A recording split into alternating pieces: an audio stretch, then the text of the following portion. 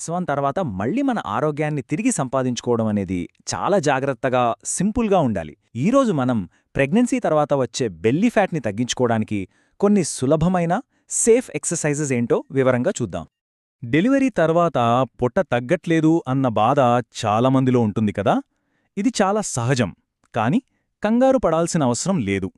ఎందుకంటే నిపుణులు చెప్పిన కొన్ని సేఫ్, ఇంకా చాలా సింపుల్ పద్ధతులున్నాయి. వీటిలో పెద్ద కష్టమైనవి ఏమీ ఉండవు, అన్ని సున్నితమైన కదలికలే. అయితే మనం ఏ ఎక్సైజ్ మొదలుపెట్టే ముందైనా సరే ఒక గోల్డెన్ రూల్ ఉంది. ఇది మాత్రం అస్సలు మర్చిపోకూడదు, ఎందుకంటే మన సేఫ్టీనే అన్నిటికన్నా ముఖ్యం.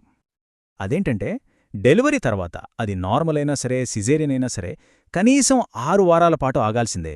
మన శరీరం మళ్లీ కోలుకోవడానికి దానికి కొంచెం టైం ఇవ్వాలి కదా. తొందరపడ్డం అస్సలు మంచిది కాదు. ఇక అన్నింటికన్నా ముఖ్యమైన విషయమేంటంటే, ఎలాంటి ఎక్సర్సైజులు స్టార్ట్ చేసే ముందైనా ఖచ్చితంగా డాక్టర్ పర్మిషన్ తీసుకోవాలి. వాళ్ళు మన హెల్త్ కండిషన్ చూసి ఓకే అన్న తర్వాతే మొదలుపెట్టాలి. సరే, డాక్టర్ ఓకే చెప్పారనుకుందాం. ఇప్పుడు మనం అస్సలు విషయంలోకి వెళ్ళిపోదాం. ఫస్ట్, మన కోర్ మజిల్స్ని మళ్ళీ యాక్టివేట్ చేయడానికి కొన్ని చాలా సున్నితమైన బేసిక్ మూవ్మెంట్స్తో స్టార్ట్ చేద్దాం. ఇవి మనకు ఒక మంచి పునాది వేస్తాయన్నమాట. మొదటిది డీప్ బ్రీతింగ్. చాలా సింపుల్. హాయిగా కూర్చోండి లేదా పడుకోండి.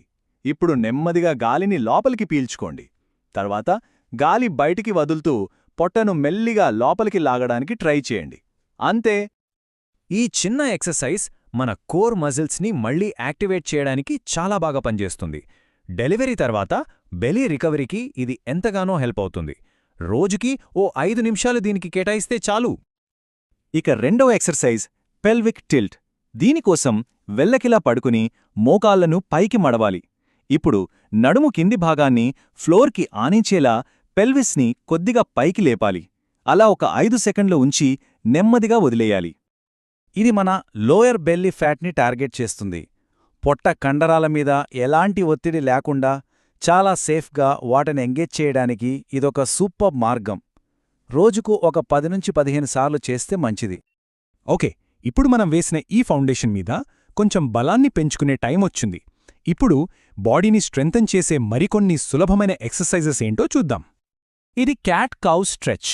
దీనికోసం టేబుల్లాగా, అంటే చేతులు మోకాళ్ల మీద ఉండాలి.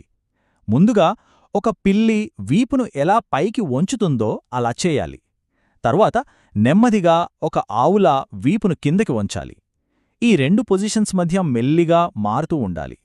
ఈ స్ట్రెచ్ వల్ల ఒకేసారి 2 లాభాలున్నాయి. 1, బ్యాక్ పెయిన్ తగ్గుతుంది.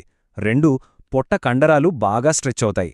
డెలివరీ అయిన బాడీకి ఇది చాలా రిలీఫ్ ఇస్తుంది. దీన్ని కూడా ఒక 10-15 సార్లు నెమ్మదిగా చెయ్యాలి. Next, modified bridge. వెల్లకిలా పడుకుని మోకాళ్లు వంచి ఉండాలి. ఇప్పుడు నెమ్మదిగా మీ హిప్స్ని ఫ్లోర్ నుంచి పైకి లేపాలి. ఒక 5 సెకండ్లు అలా హోల్డ్ చేసి మళ్ళీ నెమ్మదిగా కిందకు దించాలి. ప్రతి కదలిక చాలా కంట్రోల్డ్గా, స్లోగా ఉండాలి. డెలివరీ తర్వాత చాలా సెన్సిటివ్గా ఉండే మన అబ్డామినల్ మజిల్స్ని యాక్టివేట్ చేయడానికి ఇది పర్ఫెక్ట్ ఎక్సర్సైజ్. ఎందుకంటే ఇది లోవర్ బెల్లీ ఇంకా హిప్ ఫ్యాట్ మీద పనిచేస్తుంది. ఒక 10 సార్లు రిపీట్ చేస్తే సరిపోతుంది. ఇప్పుడు హీల్ స్లైడ్స్. ఇది కూడా చాలా సింపుల్. వెల్లకిలా పడుకుని ఒక కాలి మడమని నెమ్మదిగా నేలమీద ముందుకు జరపాలి, కాలు స్ట్రెయిట్ అయ్యేవరకు. మళ్ళీ అంతే నెమ్మదిగా దాన్ని వెనక్కి తీసుకురావాలి. తర్వాత రెండో కాల్తో కూడా సేమ్ రిపీట్ చేయాలి. బెలీ కంట్రోల్ని తిరిగి పొందడానికి ఇదొక ఎక్సలెంట్ ఎక్సర్సైజ్. ఇది కోర్ మీద పనిచేస్తుంది, కానీ జాయింట్స్ మీద ఎలాంటి ప్రెజర్ ఉండదు. అందుకే దీన్ని లో ఇంపాక్ట్ కోర్ ఎక్సర్సైజ్ అంటారు. ప్రతి కాలితో ఒక 10 సార్లు చొప్పున చెయ్యాలి. చూశారు కదా ఎక్సర్సైజ్లు ఎంత సింపుల్గా ఉన్నాయో. అయితే కేవలం ఇవి చేస్తే సరిపోదు. ఇంకా మంచి రిజల్ట్స్ రావాలంటే కొన్ని అదనపు అలవాట్లు కూడా పాటించాలి. మన వెల్నెస్ జర్నీకి హెల్ప్ అయ్యే ఆ టిప్స్ ఏంటో ఇప్పుడు చూద్దాం. అందులో మొదటిది వాకింగ్. రోజుకి కనీసం ఒక 20 నిమిషాలు నడవాలి. అది ఇంట్లో అయినా పర్లేదు, బయట అయినా పర్లేదు. సింపుల్గా అనిపించినా దీని పవర్ చాలా ఎక్కువ. నడవడం వల్ల ఓవరాల్గా బెల్లీ ఫ్యాట్స్ తగ్గడమే కాదు, స్టామినా, ఎనర్జీ లెవెల్స్ కూడా పెరుగుతాయి.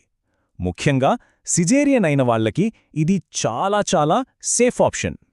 వ్యాయామంతో పాటు కొన్ని ఫుడ్ హ్యాబిట్స్ కూడా పాటిస్తే రిజల్ట్స్ ఇంకా ఫాస్ట్గా వస్తాయి. అవేంటంటే గోరువెచ్చని నీళ్లు తాగడం, ప్రోటీన్ ఎక్కువగా ఉండే ఫుడ్ తినడం, షుగర్ని వీలైనంత తగ్గించడం, ఇంకా రాత్రిపూట లైట్గా డిన్నర్ చేయడం ఇవన్నీ చాలా హెల్ప్ చేస్తాయి. సో ఇవన్నీ చాలా సేఫ్, చాలా సింపుల్ ఎక్సర్సైజ్లు, అలవాట్లు. డెలివరీ తర్వాత మన హెల్త్ జర్నీని మళ్ళీ మొదలుపెట్టడానికి ఇదొక పర్ఫెక్ట్ స్టార్టింగ్ పాయింట్. ఒక్క విషయం గుర్తుంచుకోవాలి, ఇది పరుగు పందెం కాదు, ఒక ప్రయాణం. మన శరీరానికి రెస్పెక్ట్ ఇస్తూ ఓపికగా ఉండటం చాలా ముఖ్యం. కాబట్టి ఈ సేఫ్ పద్ధతులతో ఈ పోస్ట్ ప్రెగ్నెన్సీ జర్నీని కాన్ఫిడెంట్గా మొదలుపెట్టొచ్చు.